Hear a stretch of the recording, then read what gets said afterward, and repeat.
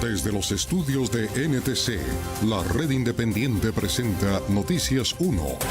Esta noche en Noticias 1, el protagonista de la trampa a Santrich resultó ser un embaucador que vivía de pedir prestado, pero decía tener negocios de miles de millones de dólares. En su defensa, el exfiscal Martínez Neira entró en varias contradicciones. La división en la cúpula de la Policía Nacional tendrá resultados disciplinarios pronto.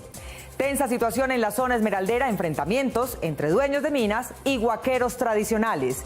Y en Top Secret, los aposentos privados que está organizando el fiscal en su oficina. Y en los deportes, Germán Arango. Mónica, Independiente Santa Fe sumó su nombre esta noche al de Equidad y América como semifinalistas en la Liga del Fútbol Profesional Colombiano. Golazos de Edwin Cardona con Boca Juniors frente a Newell's Old Boys en la Copa Diego Armando Maradona e impresionante accidente de la Fórmula 1 en Bahrein. Aquí está. Esta es la imagen del día. El incendio que anoche se inició en una casa de Río Sucio, Chocó, y que a la medianoche de ayer comenzó a consumir todo un barrio. Hoy el balance de las autoridades es de 2 muertos y 72 viviendas completamente destruidas, pues en su totalidad Río Sucio está compuesto por casas de madera, pero no tiene cuerpo de bomberos. Los de apartado que se alistaban para apoyar a los vecinos nunca pudieron salir por cuenta de un operario que debía despachar el vehículo y no fue posible encontrarlo. De esta historia hablaremos hoy. Por la prensa libre y el derecho que todos ustedes tienen a la verdad, yo soy la red independiente.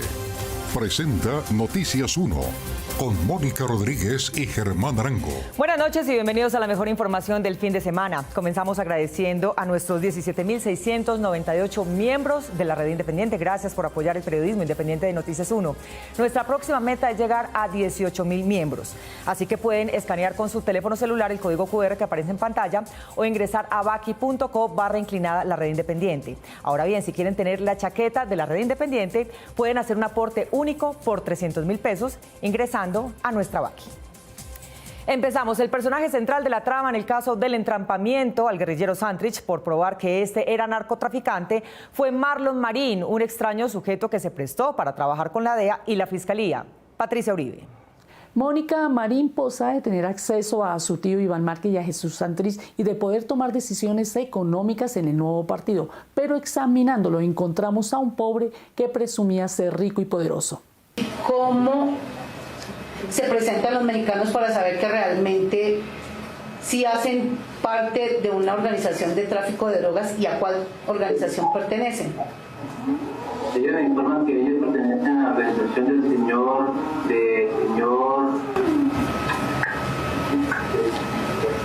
del cartel de Sinaloa, Rafael Caro Quintero. La persona que habla es el tristemente famoso Marlon Marín, sobrino del rearmado guerrillero Iván Márquez y quien fue el infiltrado clave en la operación del entrampamiento al también rearmado guerrillero Jesús Santrich. Este video fue grabado cuando la fiscal Berta Cecilia Neira lo interrogaba en mayo de 2019, momento en que Marín ya se encontraba en Estados Unidos protegido por la DEA. Cuando la fiscal le preguntaba por el cartel que pertenecen los supuestos mexicanos con los que habría negociado Santrich, la memoria de Marín falla. Ellos pertenecen a la organización del señor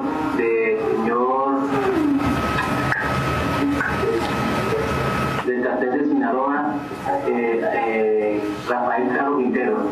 Una persona cuya sombra se nota y cuyo susurro se alcanza a escuchar parece recordarle lo que debe decir. Lo mismo sucede cuando se le pregunta por el barrio en que vivía Santrich en Bogotá, a donde Marín estuvo varias veces. Cuando no puede contestar, la voz le sopla la respuesta. Se me fue el nombre ahorita, pero era una de las viviendas que estaba asignada para Jesús Santrich. Nicolás de Hermán, creo que llamaba. Aunque Marlon Marín ha sido presentado como un gran conspirador que tenía la capacidad de negociar con los dineros de la salud y con proyectos productivos para los excombatientes, pero que además era capaz de armar un complot internacional para derrocar al presidente de Turquía y para ser intermediario de operaciones de envío de cocaína y de lavado de activos por $6.000 millones, en la vida real era una persona de muy escasos recursos y de círculos sociales de bajo nivel. En una conversación grabada a Marín por los investigadores el 11 de febrero de 2017 con su esposa, esta le reclama porque sus promesas sobre dinero para proyectos productivos no se han cumplido. Si no creen que las cosas van a salir, simplemente entonces díganme cuánto costaron estos proyectos. Lo que pasa es que mi papá cree que no es verdad, o sea, que no salió. Lo que pasa es que usted también, como se ha creado una fama, que dice el cuento, cría fama y es chateador. El 1 de noviembre de 2017, Marín se disgusta con su madre porque ella le pide que le devuelva a una de sus amigas el dinero que le prestó.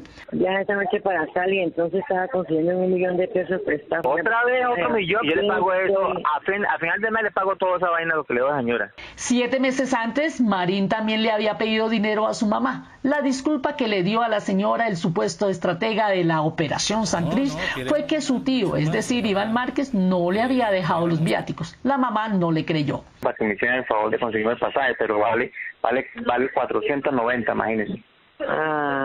Si usted me hace el favor, o sea, mañana para mañana yo se los devuelvo. Aló.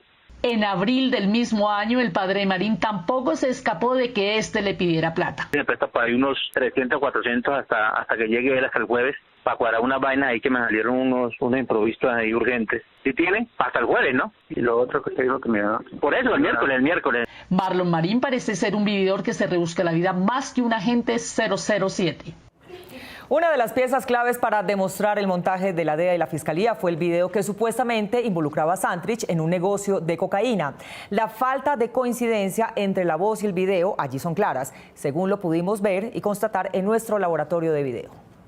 El laboratorio de video de Noticias 1 repasó la grabación que hizo el supuesto infiltrado de la DEA y que sustentó la solicitud de extradición por narcotráfico de Jesús Santrich, hoy realzado en armas. Jefe de jefes. Logramos establecer que esta fue la silla que ocupó el infiltrado, que grababa con la cámara oculta en su reloj, justo de espaldas a una de las cámaras de seguridad en el salón y frente a esta otra. El técnico que analizó el video para el Congreso destaca que además de estas dos, la casa de Santrich tenía otras 6, cuyos videos fueron tomados en custodia por la Fiscalía el día de la captura, pero no se ha dado cuenta de ellos en el expediente. Todas estas cámaras están en poder de la Fiscalía. Como truco de edición, los autores del montaje para la Fiscalía de Néstor Humberto Martínez utilizaron las imágenes erráticas de cuando el infiltrado fingía mirar la hora, pero en 3 ocasiones muestra exactamente el mismo plano de la ventana que tenían detrás de sí. Y en una ocasión, la cámara supuestamente va al techo y vuelve a la mesa, pero en esta aparecen repentinamente estas monedas, que segundos antes no estaban. En técnica de televisión se utiliza el extranjerismo lip sync para describir el sincronismo que debe existir entre el sonido de la voz y el movimiento de los labios. Del análisis del video resulta que los labios de Santrich se mueven cuando no hay voz y los de Marlon Marín siguen moviéndose en silencio.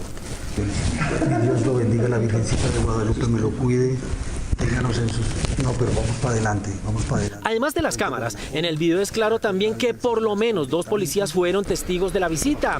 Este que los revisa a la entrada y un oficial que los espera a la entrada del salón. Es un hecho que las miradas al reloj y el regreso del objetivo de la cámara a la mesa fueron utilizados como truco de edición para evitar los saltos de imagen. Pero en este video de 7 minutos es imposible determinar cuánto dura la grabación original. A las acusaciones de que el caso Santrich fue un simple montaje y no una investigación judicial, el exfiscal Néstor Humberto Martínez respondió reafirmando la seriedad del trabajo de su fiscalía y la DEA, pero entró en varias contradicciones. Eduardo López Júquer. Mónica, Martínez empezó negando su participación en la entrega controlada de 5 kilos de cocaína para entrampar a Santrich, pero olvidó que hace 1 año y medio había declarado lo contrario en una entrevista periodística. En el debate de control político por la operación de entrampamiento a Jesús Santrich, los senadores convocantes se centraron en las que denominaron contradicciones del exfiscal Néstor Humberto Martínez. Son evidentes. Y parece que tienen razón. El 16 de mayo de 2019, en entrevista con RCN Radio, así explicó Martínez Neira la operación de entrampamiento. La Fiscalía participó en una entrega controlada de 5 kilos de cocaína con los que se inició este operativo en un hotel de Bogotá. No obstante, hace 20 días sobre el mismo tema le dijo al espectador lo contrario. Nunca hubo una operación encubierta de cocaína de la Fiscalía General de la Nación en el caso del señor Santrich. En este documento, firmado por la fiscal Berta Cecilia Neira, En la fecha de la entrega se lee que se dispone a realizar entrega controlada, la cual se materializa el 1 de noviembre de 2017 al recibir un contenedor con 5 kilos de sustancia estupefaciente, cocaína. En el Senado también le cuestionaron al exfiscal por qué no hay videos ni fotografías de la entrega, teniendo en cuenta que era controlada. La única entrega controlada que yo conozco fue la que se hizo al fiscal de la JEP, Carlos Bermeo, pero ninguna entrega controlada de cocaína de la Fiscalía. Eso es absolutamente falso. Esta respuesta generó otro interrogante de los congresistas. ¿Qué hacía la doctora Berta Neira en el 5º piso de ese hotel? Un día después de renunciar a su cargo, el exfiscal aseguró en la radio que había dispuesto la publicación de los audios entregados a la JEP en la página web de la Fiscalía. Y usted podrá ver que esos audios en donde se habla de esa operación, en donde el operador central es el señor Marlon Marín, que todos saben de dónde viene, qué hacía, donde aparece la voz del señor Santrich. 18 meses después de esta declaración radial, el pasado 9 de noviembre le dijo al espectador que desconocía la cantidad de audios en poder del ente acusador. En el expediente de la JEP aparece que la Fiscalía entregó apenas 12 de 24.000 audios. No sé decirte, primera vez que oigo que son 24.000 audios. Los senadores presentaron oficios firmados por jefes de unidades especializadas contra el narcotráfico y las relaciones internacionales, que ponen en duda las afirmaciones del exfiscal sobre la legalidad del entrampamiento a Santrich. Una de las personas a las que no le pareció extraño el comportamiento de Néstor Humberto Martínez, descrito en el Congreso, es abogado defensor en 16 procesos contra supuestos terroristas que han logrado demostrar su inocencia. Víctor Ballestas. Mónica, entre sus clientes están empresarios de frutas y verduras, concesionarios de carros y otros empresarios cuyos negocios fueron involucrados en crímenes por informes inconsistentes e indocumentados de la Fiscalía de Néstor Humberto Martínez. Nosotros hemos hecho una investigación en la que hemos podido consolidar con pruebas y sin mentiras y sin el show que hacía Néstor Humberto Martínez, que todo fue un montaje para atacar la paz. Según el abogado Alejandro Carranza, apoderado de varias víctimas de los supuestos montajes judiciales de la Fiscalía en época de Néstor Humberto Martínez, no hay ninguna sorpresa en la conducta del exfiscal general denunciada en estos días sobre el entrampamiento del caso Santrich. Los traidores son quienes cometieron la perfidia. El abogado Carranza ha documentado al menos 16 procesos en los que habría sucedido lo mismo. Para él, todo se inició con esta resolución del 8 de noviembre de 2016. Fue firmada por Martínez Neira y dice que se adopta un plan de trabajo para la persecución de activos de los grupos armados al margen de la ley y se conforman grupos de trabajo. Esta resolución solo fue una trampa al acuerdo de paz. Para identificar activos de grupos armados. En la resolución figura la creación de grupos de investigación para sistematizar toda la información sobre las FARC. Martínez Neira habló del tema en una entrevista con el periodista Juan Lozano. Esto es algo que va a sorprender a sus televidentes. 12 millones de archivos electrónicos. 12 millones de archivos electrónicos. Durante 6 meses, 300 personas. 100 que facilitó la Policía Judicial de la Policía, del Ejército y 100 de la Fiscalía, del CTI.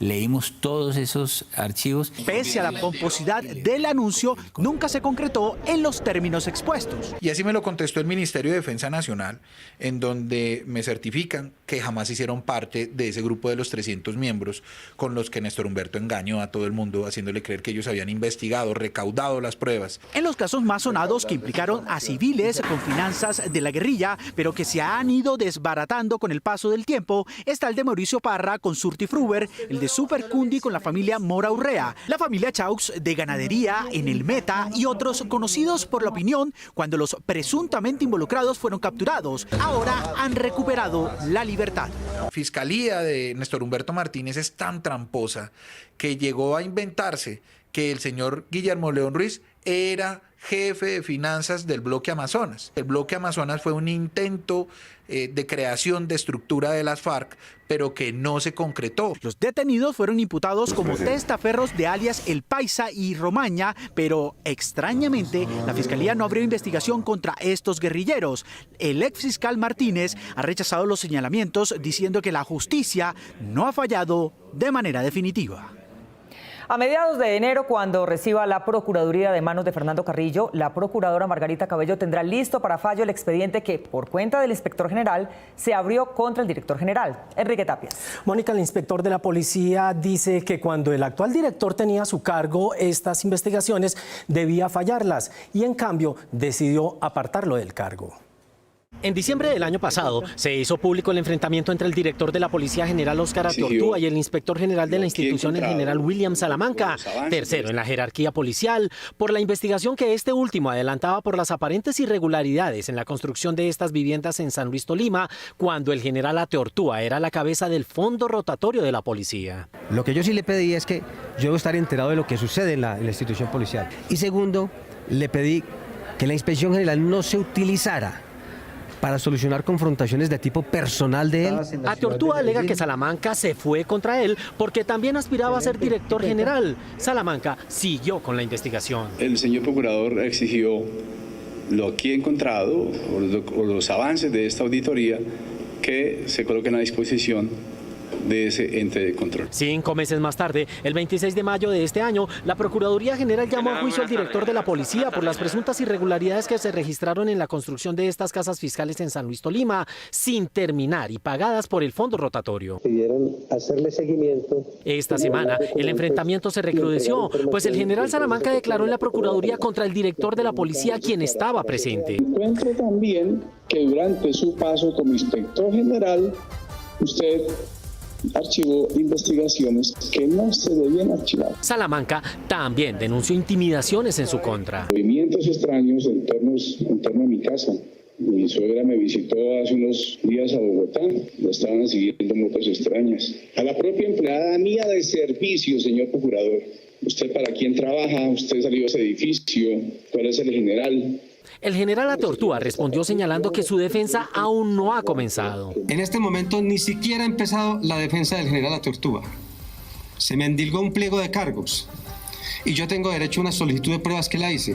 No obstante, la sala disciplinaria pidió otras pruebas que tienen que ser. El miércoles de esta semana será escuchada en audiencia la supervisora del contrato para la construcción de estas viviendas fiscales y dentro de los próximos 15 días serán oídas otras 12 personas. El 17 de diciembre, una comisión de la Procuraduría visitará las obras inconclusas que tienen hoy en juicio disciplinario al director general. Todos los seres humanos somos imperfectos. Este proceso disciplinario quedará sustanciado antes del 15 de enero y será la nueva Procuradora General Margarita Cabello quien asume el cargo en reemplazo de Fernando Carrillo, quien defina la suerte del general Atortúa, hasta ahora respaldado por el gobierno. Río Sucio, Chocó, vivió un infierno desde ayer cuando el incendio que se originó en una casa empezó a saltar hacia sus casas vecinas. A esta hora el balance es de 2 personas muertas y 72 viviendas quemadas. Juan Fernando Barona. Mónica, Río Sucio, que ya había vivido un incendio masivo, tiene todas sus casas en madera que así fueron presa más fácil del fuego. El problema es que no llegaron los bomberos porque el encargado de tanquear su aeronave todavía no aparece en apartado.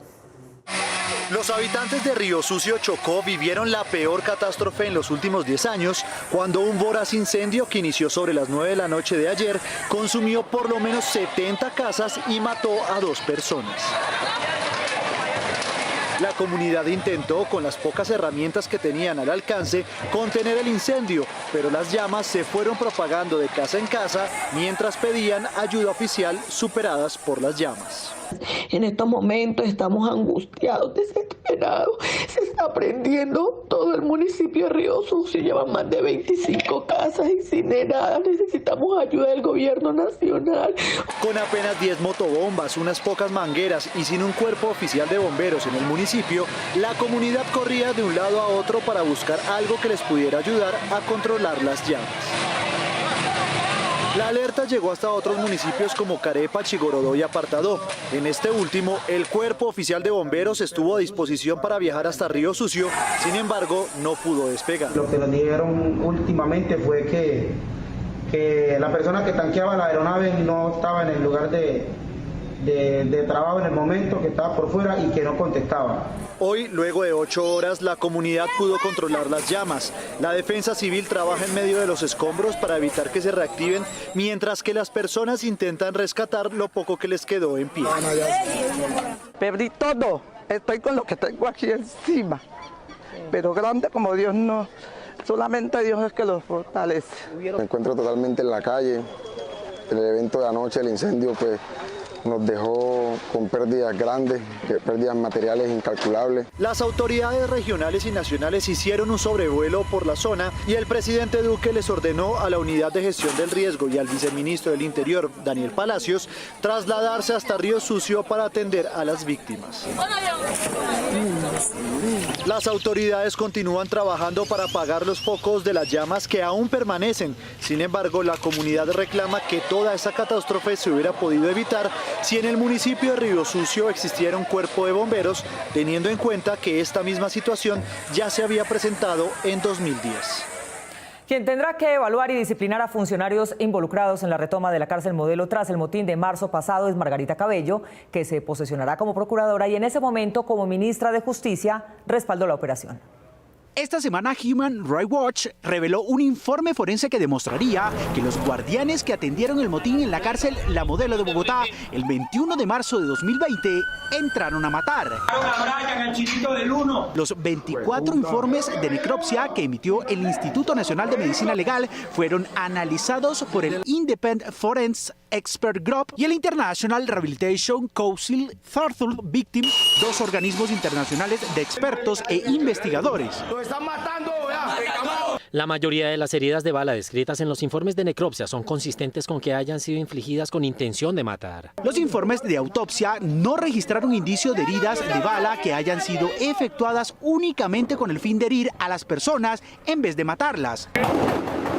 José Miguel Vivanco, director para las Américas de Human Rights Watch, manifestó que la Fiscalía, con estas evidencias, tiene la obligación de adelantar investigaciones oportunas, imparciales y exhaustivas y garantizar que los responsables por el uso excesivo e injustificado de la fuerza letal respondan por sus actos. Hay muertos en la Real, impecable, sáquenle disparo. Lo que sucedió en la cárcel Modelo de Bogotá fue una auténtica masacre debido al uso excesivo de la fuerza en cabeza de funcionarios del INPE y auspiciado obviamente por funcionarios de alto rango. Para Echeverry, quien ha seguido el caso y acompañado a familiares de las víctimas, la Dirección General del IMPEC y el Ministerio de Justicia tenían pleno conocimiento de que los internos a nivel nacional ese día iban a realizar jornadas pacíficas en aras de exigirle al Estado colombiano garantías ante la inminente llegada del COVID-19 hasta las cárceles. Por eso no se habría tratado de una sorpresa. La Guardia estaba preparada. Hemos entrevistado a internos que manifiestan que la Guardia llegó inmediatamente a matar. Un día después de la masacre fue el Gobierno Nacional en cabeza de la entonces ministra del Interior, Margarita Cabello, quien dio una primera y única versión sobre lo sucedido.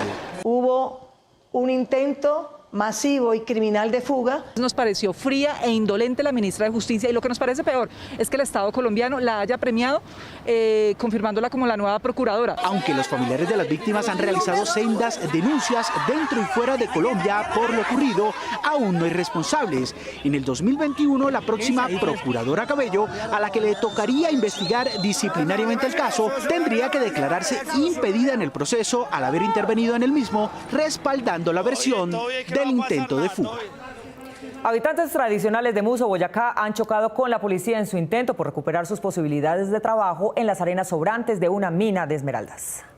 Dale estocada. Un numeroso grupo de policías antidisturbios regresó hoy a Muso, Boyacá, para evacuar a más de 2.000 mineros que desde el pasado martes intentan llevarse la tierra desechada en la mina de Esmeraldas Puerto Arturo para buscar allí restos del mineral. Cuando los policías trataban de cruzar el municipio para llegar hasta el sitio de la mina donde permanecen los guaqueros, fueron sorprendidos por manifestantes que intentaron impedirles el paso.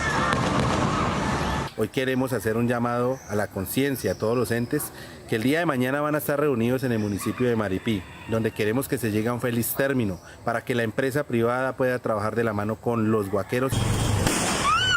Hace 2 días también se presentaron confrontaciones. Cerca de 3.000 campesinos que tradicionalmente han vivido del material estéril que desechan empresas de explotación esmeraldera en Muso, Boyacá, llegaron al sitio Puerto Arturo, rompieron las mallas de protección de una mina y entraron para recoger los desechos. Mire que cómo están rompiendo aquí la malla. Al día siguiente llegó el SMAT.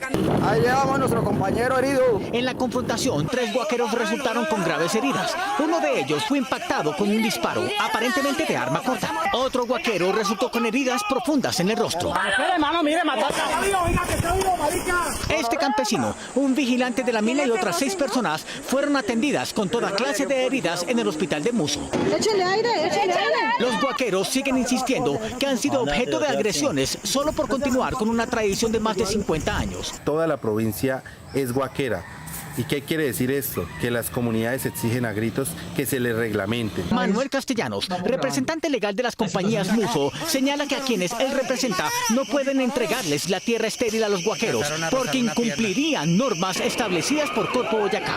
Por un lado nos limita la corporación y por otro lado es que es causal de caducidad del contrato que tenemos con la Agencia Nacional de Minería. Agregó que personas que no son de la región se están infiltrando en las movilizaciones de los guaqueros. También hemos detectado presencia de personal extranjero que está ya pescando en Río Revuelto y gente que no es de la región que está instigando a estas personas para que atenten contra la empresa. Mañana en Maripí, Boyacá, líderes de los guaqueros y representantes de las minas en Muso se reunirán con funcionarios de la Procuraduría, la Defensoría y autoridades ambientales y gubernamentales de esa región para tratar de llegar a algún acuerdo. Se necesita más para gobernar virtual que presencialmente, lo que indican los indicadores.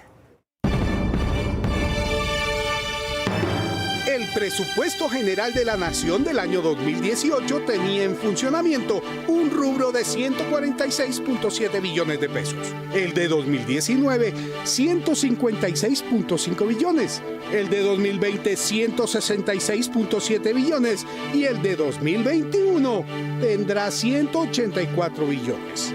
Esto indica que el gobierno se gastará 18 billones pasando a la virtualidad. Esto es lo que indican los indicadores. Ya regresamos, este es Noticias 1, la red independiente.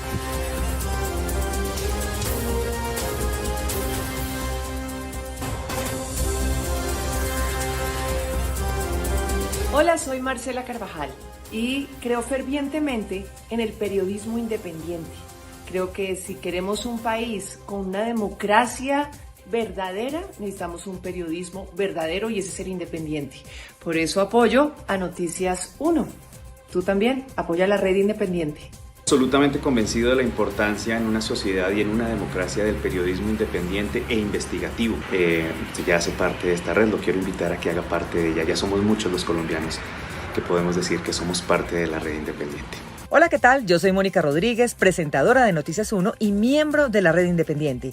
Y si quieren tener esta chaqueta, ingresen a baki.co/inclinada la red independiente y hagan un aporte único de 300.000 pesos. De esa manera también van a estar apoyando nuestras emisiones en el año 2021. La enfermera de una guarnición militar en Barranquilla denunció haber sido víctima de acoso sexual por parte de un sargento, quien luego de que ella rechazara sus propuestas, la acosa laboralmente. El pasado 19 de mayo, Adelina llegó al dispensario del Batallón Paraíso de Barranquilla para reclamar un medicamento que cada 2 meses le dan a su papá, un suboficial retirado del ejército. Mientras hablaba con la médica que la atendió, Adelina, de 25 años, aprovechó para preguntarle si en ese centro médico había vacantes en enfermería porque estaba buscando puesto. Ella me dice que no sabe, pero sin embargo me acerca a la oficina del sargento Mora, que es el de contratos, y me dicen dónde queda, me acerco donde él, me le presento y le digo que yo estoy interesada y quisiera saber si están recibiendo hojas de vida. Casi un mes después, la joven fisioterapeuta, y quien dentro de unos días recibirá grado en medicina forense, empezó a trabajar como auxiliar de enfermería, un cargo menor a su preparación académica, pero indispensable para solucionar parte de sus necesidades económicas. El sargento Mora la había ayudado. Desde ese día, según ella, este suboficial la empezó a acosar. Él me llamaba para la parte de afuera del almacén que está en el dispensario y casi siempre me llamaba a ese lugar a hablar conmigo, a decirme que tenía que ser agradecida, incluso me lo dijo en los chats de WhatsApp. La joven asegura que cuando el sargento en mención fue aislado en una habitación por sospecha de COVID, aumentó el acoso. Me llamaba por llamada de WhatsApp a decirme que cuando bajaba a su habitación. Adelina cuenta que días después, el suboficial le pidió que le llevara unas llaves que se le habían quedado en la oficina. Cuando yo sigo, él me agarra por mi muñeca izquierda y me tiré en la cama. Entonces le digo al sargento que me suelte, que respete. A lo que él me dice, yo quiero verla, quiero estar con usted, y yo le digo que no y empiezo a forcejar con él. Pudo liberarse una vez, pero el hombre la volvió a agarrar. Cuando me tiré en la cama, yo digo como que, ¿qué pasó? ¿Qué está pasando?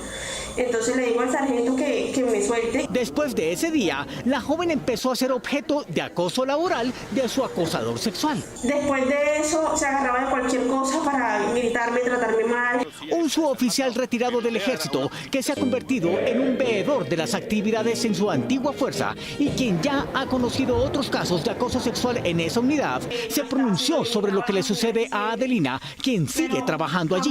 Todo esto permitido bajo los ojos de la dirección, que no tomó acciones correctivas en su momento. No informó a la Dirección de Sanidad, no informó a la Dirección General de Sanidad, ni tampoco aperturó ni solicitó a la brigada abrir las investigaciones. ¿Hasta cuándo Adelina decidió denunciar al sargento ante la justicia militar? El comando de la Primera División del Ejército ordenó iniciar una investigación. La denuncia es de conocimiento del Juzgado 16 de Instrucción Penal Militar. A nivel interno se adelanta investigación disciplinaria en la unidad de la cual es orgánico el suboficial en mención para establecer la veracidad de los hechos. Noticias 1 se comunicó con el suboficial denunciado para conocer su versión, pero cuando nos identificamos se quedó en silencio 3 segundos y colgó. Adelina, quien es madre soltera de 2 niños y también ve por su padre cuadripléjico, teme ahora quedarse sin trabajo pese a que hace poco el comandante del ejército, general Eduardo Zapateiro, en comunicación radial con sus comandantes, advirtió que no tolerará ningún tipo de violencia de género. 377.000 colombianos han acudido a las cesantías para paliar los efectos del coronavirus en su economía de bolsillo, y usted también puede hacerlo. En la pandemia, los trabajadores han hecho retiro parcial de cerca de 5 billones de pesos de sus cesantías para vivienda, educación y debido a la disminución de sus ingresos. Según la Superintendencia Financiera, entre el 30 de marzo y el 30 de octubre se realizaron pagos por 335.810 millones de pesos a 377.958 personas por este concepto, valor que equivale al 8,1% de total de retiros. Aunque esta medida excepcional por la emergencia sanitaria se terminaba este año, el gobierno decidió extenderlo hasta el 28 de febrero de 2021. Recuerde que el pago por retiro parcial estará limitado al saldo disponible en la cuenta de cesantías de cada afiliado y todo el proceso deberá hacerse preferiblemente por canales virtuales. En la solicitud, usted deberá adjuntar certificación de disminución de ingresos con razón social del empleador, junto al número de identificación, nombre y apellido del trabajador, datos del contacto del empleador, salario devengado por el trabajador al 1 de marzo de 2020, monto de la disminución del ingreso mensual del trabajador y periodo objeto de la reducción del ingreso. Los aspirantes a título profesional deben presentar esta semana la prueba Saber, que tendrá 2 modalidades: presencial con distanciamiento y remota con autenticación desde la casa. Las pruebas Saber Pro, es decir, los exámenes que deben presentar los estudiantes cuando están terminando sus estudios superiores como requisito para poder recibir su grado, se realizarán este fin de semana y el próximo, o sea, del 3 al 6 de diciembre en todo el país. Esta prueba es obligatoria para graduarse. Por primera vez, Saber Pro se hará virtualmente y los estudiantes pudieron escoger si las presentaban desde sus casas o desde los lugares asignados por el ICFES. La prueba se realizará en una sola sesión de 4 horas por 221.000 estudiantes residentes en 1.090 municipios en todo el territorio nacional. Este año el número de asistentes es superior al de años pasados, probablemente por la facilidad de presentarlos sin tener que trasladarse a ningún espacio. Para las personas que van a presentar el examen en los espacios asignados, habrá 7 sesiones que por su número ayudarán a evitar las aglomeraciones. Para quienes escojan esta opción, los estudiantes deberán presentarse con la cédula, no podrán tener acceso a ningún aparato electrónico y deben suscribirse al compromiso ético como señal de transparencia y legalidad. Y para quienes realicen la prueba desde su casa, es obligatorio hacer el proceso de autenticación y registro para validar su identidad. Este proceso cuenta con soporte técnico mediante el correo electrónico soporte-pruebastit@icfes.gov.co, a la línea telefónica 018-128-510 o a través del chat de la plataforma Sumade. Se recomienda a los estudiantes consultar frecuentemente la página del ICFES para enterarse de los posibles cambios.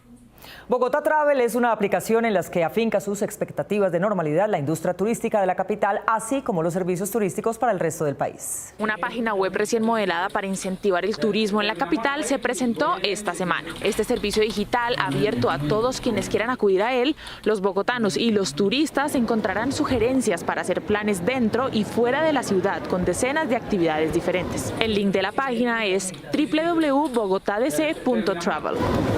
Al acceder a la página se encuentran 5 modos de hacer turismo: en familia, en pareja, con niños, con amigos y solo. El cibernauta debe escoger una opción dependiendo de su situación particular. Al escoger una de estas opciones, la página se redirigirá a la sección escogida. Al lado derecho aparecerán todas las actividades y lugares sugeridos.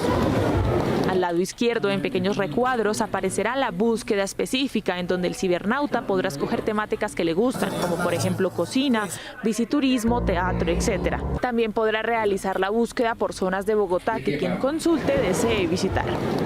Al seleccionar una actividad o lugar preferido, la página mostrará un texto en que se explican las calidades y actividades del lugar escogido. Se incluye un mapa de la localización y las rutas que se deben tomar. En el menú de la página también hay una pestaña con el nombre Información útil. Allí se encontrarán las recomendaciones de cómo movilizarse dentro de Bogotá, en donde se encuentran los puntos de información y las respuestas a las preguntas frecuentes. Un servicio útil para quienes por primera vez lleguen a la capital colombiana, pero también para sus habitantes. Hace ya casi 2 siglos que se inventó la telemedicina cuando apareció el telégrafo, pero es durante la pandemia del siglo XXI en la que se está probando todas sus ventajas. Desde mediados del siglo XIX, cuando se inventó el telégrafo en mensajes médicos, la telemedicina tuvo sus inicios, pues durante la Guerra Civil este fue utilizado para pedir suministros médicos para la atención de heridos. Según la Organización Mundial de la Salud, la telemedicina es una prestación de servicios de salud a través de la tecnología para el intercambio de información, tarea que se venía realizando antes de la pandemia, pero que con lo que va corrido de este año se ha vuelto común para evitar el contacto y el contagio. La modalidad que me permite realizar ese tratamiento, continuar con ese tratamiento de ese paciente sin necesidad de tener un contacto directo con el paciente. Un modelo ideal para citas de control, revisión de resultados de exámenes, valoraciones y hasta terapias que se pueden realizar interactuando en tiempo real, llegando a tiempo a lugares apartados y apoyando también al personal médico que se encuentre allí. Si yo tengo un paciente en el Amazonas o en cualquier parte, la telemedicina me va a apoyar a hacer esa atención y también ese apoyo a ese médico general que está allá o para un tema de diagnóstico, un tema de telerehabilitación. Un reto que también debe asumir la red de tecnologías de la información, pues de la cobertura en el territorio nacional depende que estos servicios básicos lleguen a poblaciones alejadas. Colombia ya cuenta con la resolución expedida por el Ministerio de Salud en octubre de 2019, por la cual se establecen disposiciones y parámetros para la práctica de la telemedicina en el país, lo que ha permitido avanzar en la atención en salud con esta modalidad. El autodefinido como segundo funcionario más importante del país mandó a dotar una suite para el nivel que él cree tener en el edificio de la Fiscalía. Llegó el momento de Top Secret, la vida secreta de los famosos. Y por eso el fiscal general de la Nación opta por venir acá, en el marco de una prelación que inmediatamente tengo de poderle, como segundo cargo más importante de esta nación. El fiscal Francisco Barbosa es famoso más por su prepotencia que por sus éxitos en el ente acusador, en donde hasta ahora no se le conocen investigaciones contundentes. Y en ese sentido, decir que siempre que yo tenga la oportunidad de viajar con mi hija y con mi familia, lo haré. A sus cambios inesperados de humor y a su incapacidad para reflexionar, 2 defectos que le atribuyen a Barbosa quienes lo conocen, ahora se suma un rum más sorprendente que todos los anteriores. Barbosa habría ordenado acondicionar un espacio en el mismísimo búnker de la Fiscalía, es decir, en el edificio central en donde funciona esa entidad, para usarlo como sus aposentos privados con habitación incluida. Estaría pretendiendo dormir allí mismo. Si ese rumor es cierto, la Fiscalía General será la residencia de Francisco Barbosa de ahora en adelante. En ese caso, él no podría alegar razones de seguridad, porque es uno de los funcionarios del Estado con mayores esquemas de protección. Yo no tengo respuesta concreta para eso.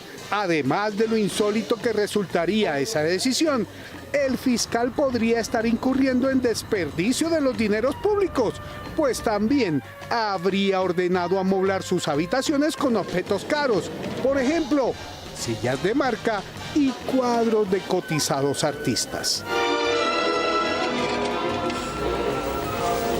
Esto sí es vida. Los expertos hablan de un trastorno de personalidad narcisista conocido como hubris, que afecta a quienes consiguen poder de forma inesperada. Se caracterizan por centrarse en buscar la gloria personal, actuar para su propia imagen, hablar de una manera mesiánica y exaltada, en su desprecio por la crítica y sobre todo en la pérdida de contacto con la realidad. ¿Será posible que esta enfermedad haya atacado a Barbosa? Ojalá no sea cierto, por el descalabro judicial que sufriría el país en sus manos. Que para conseguir un nuevo fiscal de la nación, este país tenga que pensarlo muy bien. El debate de esta semana en la Comisión Primera del Senado, que duró 9 horas y que fue promovido por los senadores Petro, Cepeda, Sanguino y Barreras sobre el entrampamiento, al parecer un montaje contra el acuerdo de paz, fue prácticamente virtual. Los demás senadores que presenciaban la discusión entre los convocantes y el exfiscal Martínez Neira se interesaban por ratos, pero también se aburrían. Esas contradicciones. La uribista Paloma Valencia era la más despistada de todos. Se le vio hablando por celular, prestando atención a alguien que le conversaba en su casa. Después se supo que era su esposo, cuando este, al parecer sin saber que la cámara estaba abierta, iba y venía detrás de la parlamentaria y charlaba con ella desprevenidamente. ¿Se acuerdan, colombianos y colombianas, de...? La escena se volvió incómoda para sus colegas, lo que sucedía en el hogar de Paloma. Su esposo se puso tierno y le acariciaba la cara. Menos mal, no continuó y se retiró, pero la furibunda uribista siguió como si nada, actuando para sí misma. En un gesto natural, llevó sus dedos cerca de la nariz, en otro momento que, aunque pasó pronto, creó tensión entre sus colegas. ¿Saben para qué? Por su parte, el senador Eduardo Emilio Pacheco, uno de los más juiciosos en su permanencia en el debate, se agotaba por ratos y dio la impresión de que mientras aparentaba estar concentrado, se echaba un motoso. Lo mismo le pasó al presidente de la comisión, el liberal Miguel Ángel Pinto. Unas 5 horas después de escuchar a los convocantes, no pudo más y tuvo que cerrar los ojos, al menos por unos segundos.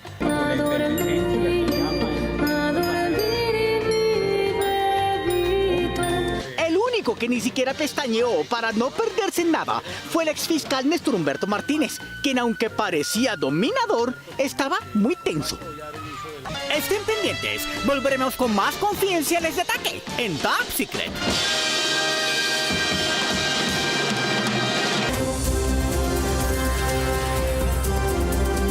Hola amigos, soy Gustavo Gómez y soy amigo de la Red Independiente. Estoy con Noticias 1 y hago parte de esa red inmensa de personas que creemos que el periodismo libre e independiente debe seguir siendo apoyado en este país. Ustedes también pueden ser parte de la Red Independiente y de esta gran red de amigos y colaborar en esta red a través de www.baki.co/la Red Independiente. Sigamos colaborando y sigamos respaldando a Noticias 1. Hola, ¿qué tal? Yo soy Mónica Rodríguez, presentadora de Noticias 1 y miembro de la Red Independiente. Y si quieren tener esta chaqueta, ingresen a baki.co/inclinada la Red Independiente y hagan un aporte único de 300.000 pesos. De esa manera también van a estar apoyando nuestras emisiones en el año 2021. Nos vemos el próximo fin de semana con las mejores noticias del fin de semana. Ustedes, como siempre, gracias por elegir la independencia. Feliz noche.